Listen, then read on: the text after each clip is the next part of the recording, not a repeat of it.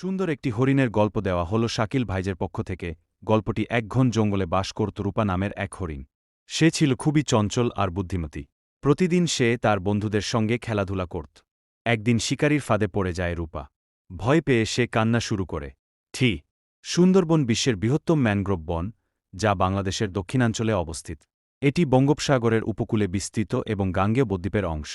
সুন্দরবন তার অনন্য প্রাকৃতিক সৌন্দর্য, বৈচিত্র্যময় জীববৈচিত্র্য এবং রাজকীয় বাঘের জন্য বিখ্যাত।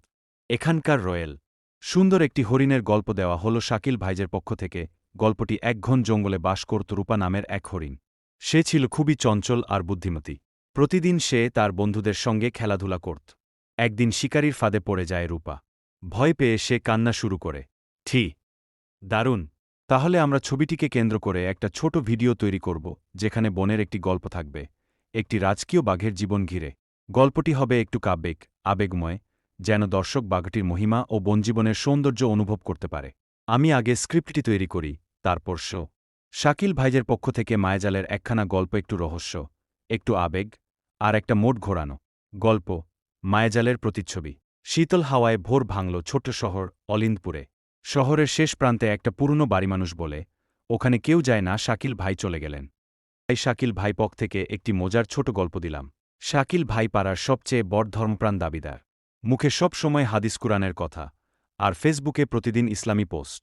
শুরু হতেই স্ট্যাটাস ঝড়। নতুন মজার গল্প শুনতে চ্যানেলটি সাবস্ক্রাইব করু। ধন্যবাদ। রাজ্যের পক্ষ থেকে মায়াজালে ছোট রাজ্যের কল্পক দিলাম।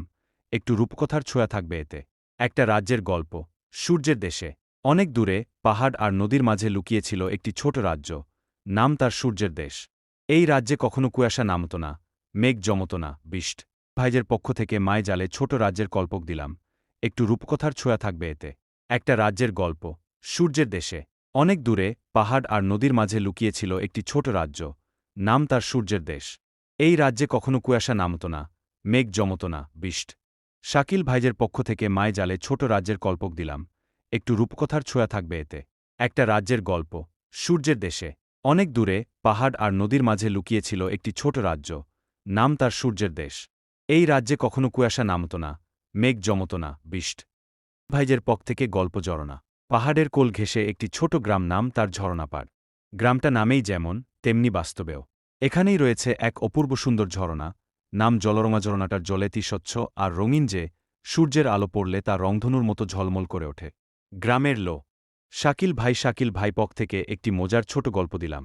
শাকিল ভাই পাড়ার সবচেয়ে বড় ধর্মপ্রাণ দাবিদার। মুখে সব সময় হাদিস কুরআনের কথা, আর ফেসবুকে প্রতিদিন ইসলামী পোস্ট। শুরু হতেই স্ট্যাটাস ঝড়। নতুন মজার গল্প শুনতে চ্যানেলটি সাবস্ক্রাইব করু। ধন্যবাদ। সুন্দরবন বিশ্বের বৃহত্তম ম্যানগ্রোভ বন, যা বাংলাদেশের দক্ষিণাঞ্চলে অবস্থিত। এটি বঙ্গোপসাগরের উপকূলে বিস্তৃত এবং গাঙ্গেয় বদ্বীপের অংশ।